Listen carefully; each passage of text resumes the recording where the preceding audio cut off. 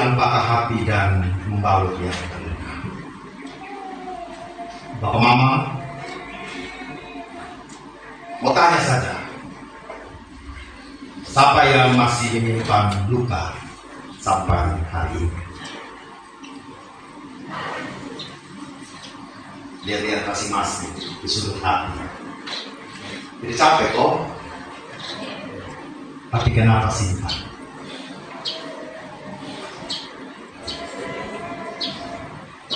Ibarat beban beras 10 kilo dari sini ke Dibiceni mungkin masih riang gembira kita membawa. Tapi kalau sampai ke Minang Matawai kayaknya sudah ngos-ngosan membawa beban itu. Tapi seringkali kita tidak menyadari itu, bahwa itu adalah sebuah beban yang sebenarnya bisa melunas. Tapi kita katakan, kalau kita berkunjungan, ini 8 rumah yang majelis kunjung, tambah dari kemarin minggu ini ada 7 rumah saya kunjung, rata-rata masih bilang, Pak Pendeta, biar sudah, saya takut dia terluka. Kata-kata itu kayaknya benar, biar sudah saya yang tanggung. Tapi tidak kita sadari bahwa itu sebenarnya melukai orang lain juga. Apa ciri-ciri orang yang terluka? Pertama, bukan keinginan.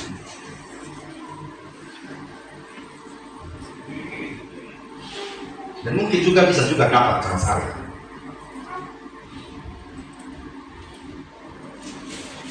Orang yang terluka itu juga punya ciri-ciri suka iri hati. Orang lain ada berusaha mengumpulkan kerja supaya dapat uang, kerja, karirnya bagus. Kita bilang, dia ada beda itu, makanya dia sukses. Dia ada makan uang itu, makanya dia begini. Ada tuyul di rumahnya dia, makanya dia kaya raya. Saya ada piara satu di rumah. Ini ya, kalau lihat ya. Karena kan katanya paling datang, Mama, itu kan di rumah. Dia jadi tuyul di rumah itu ya. Karena suatu ketika itu ada orang yang datang sama teman bilang, Pak, ada 2 orang penunggu di pastor ini. Iya, Tuhan Yesus dan Roh Kudus. Amin. Saya begitu. Dia mau masuk pastor ini, dia langsung keluar. Dia tidak kuat. Kau yang ada masalah, bukan sang pastor. Sang pastor ini baik-baik saja. Bilang ada pohon karsen, itu macam-macam ngomong ya. Apa yang ada pohon karsen itu? Tidak apa-apa, saya bilang begitu ya. Macam-macam rupa-rupa warna ya. Jadi kalau kita bicara luka, kita lihat dulu yang pertama itu, semoga ada di Facebook ya, di Facebook, di PowerPoint, ada Nona Aulia. Yang pertama, injustice atau luka karena perlakuan yang tidak adil. Bukan kebaca Pak Mama ya. Dianggap berbeda, dibanding-bandingkan dan dituntut untuk melakukan hal yang tidak diinginkan adalah bagian dari luka ini. Mungkin seseorang yang alami ini tumbuh menjadi pribadi yang memiliki inner critics, artinya yang berlebihan, suka membandingkan hidup dengan orang lain, perfeksionis dan mudah iri terhadap pencapaian orang lain. Artinya apa, Mama? Di masa lalu, dia sebagai anak-anak yang dibanding-bandingkan oleh orang tua dan bilang begini, kau punya kakak ini rajin, kau bodoh ikut kau papa dan keturunan. Dan kata-kata itu didengar dan dipegang sampai hari ini. Dan kalau tidak disembuhkan Bapak Mama, dia akan tumbuh menjadi orang yang iri hati besok. Jadi kalau Bapak Mama sedang iri hati hari ini, iri karena orang lain, periksa lagi. Jangan-jangan dulu di Pulau Sabu ada kita toki dan kalah kok gitu ya. Jangan-jangan otak ada miring sedikit atau karena orang tua serang kita dengan kata-kata itu. Dan pasti di tengah keluarga pasti begitu Bapak Mama ya. Kalau ini putih, memang kau anaknya sebangsa ya memang. Kau itu kau apa? Hitam. Yang itu kita omong berulang kali saat mereka kecil. Saat mereka dewasa, mereka menjadi orang yang tidak pede. Mereka menjadi orang yang minder. Mereka menjadi orang yang cemburu. Ya. Ada orang ganteng antar istri kau mulai macam-macam. Ya kan? Yang kedua, rejection. Luka karena tertolak atau penolakan. Luka karena penolakan ini bahkan bisa muncul ketika seorang anak yang belum terlahir ke dunia, orang tua yang belum siap, serta kurang penerimaannya, bisa jadi salah satu pemicu utama. Seseorang dengan luka ini akan cenderung menciptakan perilaku menarik diri dari lingkungan. Jadi, bukan saja dia lahir, Papa Mama. Jangan-jangan dalam kandungan kita ini sudah ditolak oleh orang tua kita. Ngeri, Papa Mama. Kesehatan mental dilihat dari kita lahir, bahkan sebelum kita lahir. Jadi hasil yang kita terima dari Jogja Pasca Konvek, ada 20% pendeta GKS yang perlu ditolong ini. Karena 20%-nya sedang tidak baik-baik saja. Bapak-bapak ibu bisa bayangkan seorang pendeta ketua BPMJ sedang terluka dalam dan dia harus memimpin jemaat. Kira-kira siapa yang gila, jemaat atau pendeta? Dua-dua bisa gila. Tapi saya bilang sama itu, ibu, jangan-jangan termasuk saya itu. Tolong dia tetap kamar. Gitu kan. Jangan sampai bapak mama tolak itu anak dalam kandungan. Tidak diinginkan karena masalah ekonomi mungkin, atau karena sudah hamil duluan mungkin, atau karena berbagai macam hal yang terjadi. Bahkan ketika lahir pun dia ditolak oleh mama kandungnya sendiri, bahkan orang tua. Cek papa mama. Ketika kita minder, ketika kita merasa saya jaga pakai KPD. Bapak Ibu bisa bayangkan kalau satu manubara ini terluka dan mengatakan, Pak Pendeta, memang kita ini tidak mau melayani gereja, suara jelek Pak Pendeta. Saya tidak bisa berkhotbah Bapak Pendeta. Saya tidak bisa jadi panitia Bapak Pendeta. Saya tidak bisa jadi guru sholat minggu Bapak Pendeta. Saya tidak mau melayani, memberikan diri. Segala macam. Mungkin sadar Papa Mama itu sedang terluka. Sehingga semua tanggung jawab yang gereja berikan, semua tanggung jawab yang dunia berikan dalam pekerjaan kita tolak. Kenapa? Kita nggak pede. Saya tidak mau. Takut salah. Kita mau buka usaha, saya mau besok mau jual nasi goreng, nasi kuning. Tahu Bapak Pendeta tidak laku. Nah ini kan.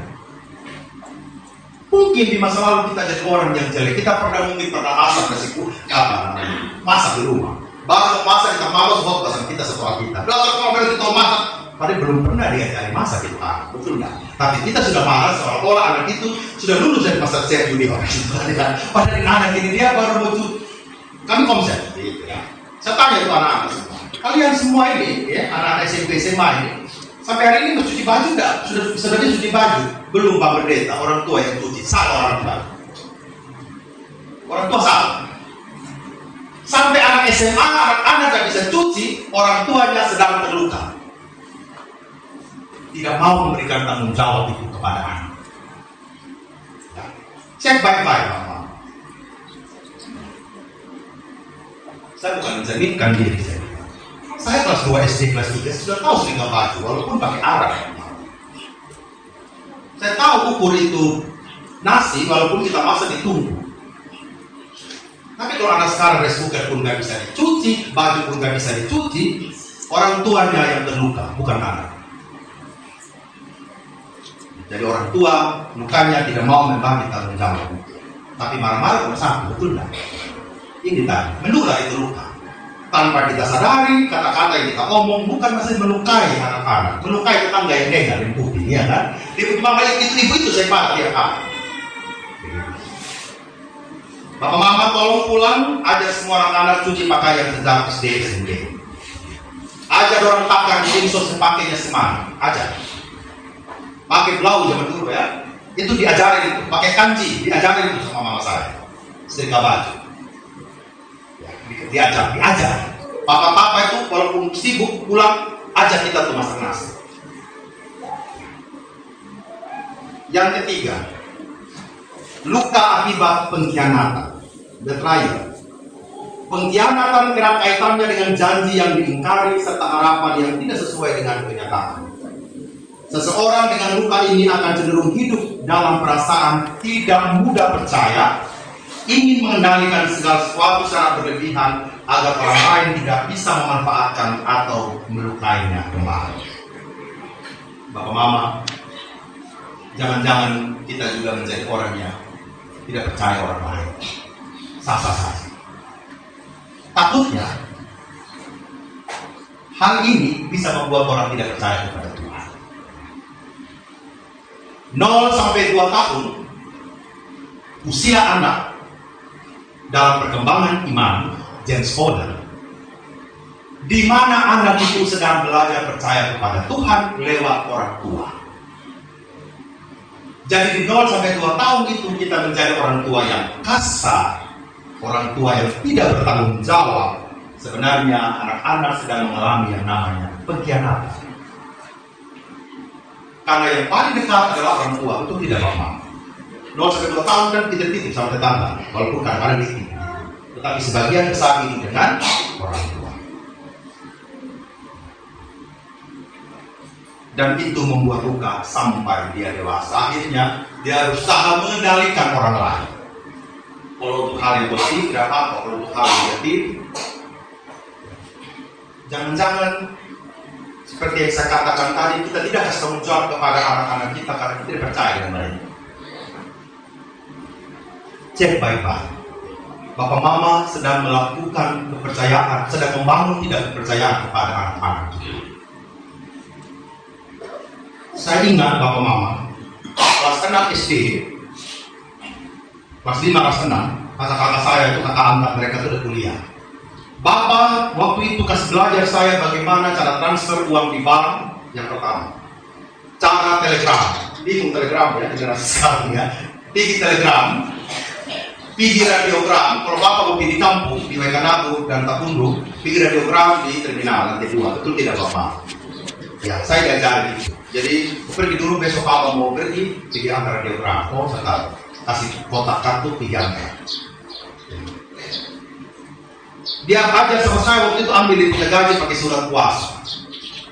Pergi di bank ambil uang kan begitu zaman dulu surat puasa itu. Transfer uang sana kemari untuk kakak-kakak. Saya belajar menulis itu pom-pom itu. Saya pergi telegram di depan di kantor daerah lama. Saya belajar. Ya. Dikirim fax mail itu ya surat itu. Saya protes waktu itu. Bapak saya bilang ini pinter, kan Bapak di statistik ya, statistik sama Beri itu kan cuma 1 langkah ya, apa saja dia pilih ya. Ya. Tapi saya tahu Bapak saya sedang mengajarkan saya tentang tanggung jawab.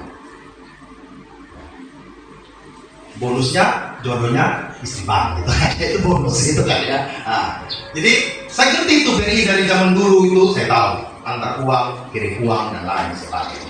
Bapak Mama, jangan-jangan anak-anak kita karena kita terluka, tidak ada tanggung jawab yang kita berikan kepada mereka. Ya hari ini agak psikologi kita kira Bapak Mama ya. Yang berikut luka akibat humiliation, luka akibat dipermalukan, pengkhianatan, penghinaan, bullying, perlakuan kurang baik akibat keberadaan fisik, status sosial, ekonomi, akhirnya kita mendapat luka. Seorang akan merasa layak dihina ataupun tumbuh dalam kepercayaan diri yang rendah. Mereka juga sering menyalahkan diri sendiri serta sulit menolak permintaan orang di sekitar. Dan sampai kita pulang sebentar, apa ya, paksa diri menyanyi. Jangan begitu Bapak Mama. Jadi doa dan spirit. Tidak ada orang yang tiba-tiba benar, itu tidak Bapak. Semua berproses. Saya bisa di mimbar ini bukan tiba-tiba jadi Bapak. Saya belajar khotbah ini dari kelas 2 SMP. Dulu hanya baca-baca liturgi saja. Ya. Tidak ada tiba-tiba bisa omong di sini. Bapak Mama, siapa di sini yang suka mempermalukan anak-anak? Obatnya Bapak Mama, kalau orang menyanyi dia sedang menyanyi. Jadi kita bilang kayak black pecah itu kan ya stop. Kalau kan dia di rumah biar kita kadang-kadang kalau orang mati kita bilang toh kadang-kadang gitu juga era-era kita orang tua kan. Nah, saat orang menyanyi berhenti kok suara kok nafas itu fals gitu ya. Apalagi kok menyanyi stop. Jangan-jangan saya dan Papa Mama ini menyimpan luka itu karena dipermalukan di masa lalu.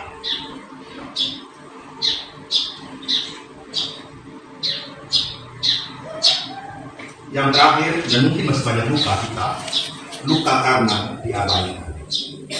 Ketika seorang mengalami kehilangan yang mendalam, merasa tidak diinginkan, dibuang atau ditinggalkan, maka inilah yang disebut sebagai luka karena ketegangan, perceraian, kematian, dan juga kurangnya kedekatan dengan figur pengasuh adalah beberapa alasan kita memiliki luka itu. Bapak Ibu, semua kita yang bisa jawab, tapi Tuhan katakan yang pertama, Ia menyembuhkan orang-orang yang patah hati. Bapak Mama,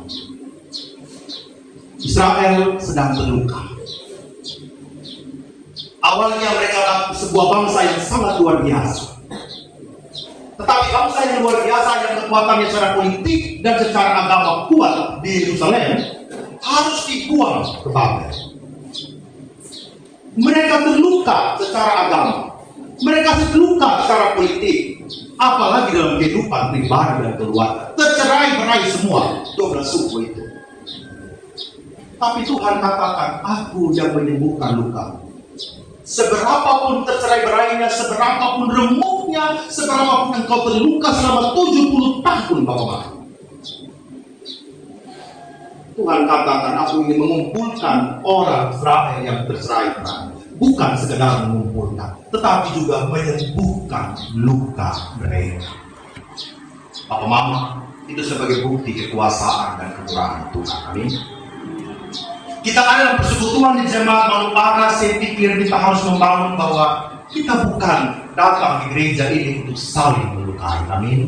Kita di rumah tangga masing-masing dengan luka kita bukan semakin menambah luka itu, tetapi kita mau datang untuk sebagai orang yang dipulihkan dan memulihkan luka dari orang lain. Karena apa? Karena Tuhan sudah memulihkan luka kita. Hal yang kedua, dan membangun luka-luka mereka. Bapak Mama, luka itu butuh proses untuk sembuh. Luka itu butuh obat untuk sembuh. Luka itu perlu dikontrol berulang-ulang oleh tabib agung, yaitu Tuhan. Dalam keluarga kita terluka, dalam berbisnis kita juga bisa terluka, dalam organisasi, dalam pekerjaan kita juga bisa terluka. Bapak Mama, Tuhan yang kita sembah itu adalah Tuhan yang rasa-rasanya selalu ada dengan kita untuk memulihkan luka-luka kita. Pertanyaannya adalah, dengan siapa Bapak Mama menyembuhkan luka? Itu pertanyaan. Kalau sendiri, rasanya kita tidak sanggup. Kalau kita belajar untuk berusaha, saya bisa kok untuk menyembuhkan itu, rasanya kita tidak mampu. Tapi datanglah kepada Tuhan. Yang terakhir, besarlah Tuhan kita dan berlimpah kekuatan, kebijaksanaan yang tak temu. Kekuatan Allah, kebijaksanaan Allah cukup bagi kita,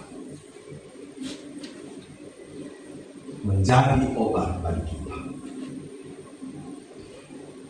Luka menuntut saya dan Papa Mama semua menuju kepada ketabahan. Pada akhirnya, hidup tentang rangkaian pelajaran, bukan sekedar tentang impian, tetapi juga tentang ujian untuk menyembuhkan luka. Hidup bukan sekedar mengejar kebahagiaan, tetapi mengajarkan kesabaran untuk membalut luka kita bersama Tuhan. Dan dari semua itu, kita menemukan kebenaran bahwa setiap luka, setiap kehilangan, Setiap perpisahan selalu punya alasan dan selalu punya tujuan. Selalu menuntun kita kepada pertumbuhan iman kita. Selamat menyembuhkan luka. Tuhan yang menyembuhkan seperti kata Yeremia. Tuhan yang menyembuhkan semua luka batin kita. Tuhan yang menyembuhkan semua patah hati kita. Amin untuk firman Tuhan.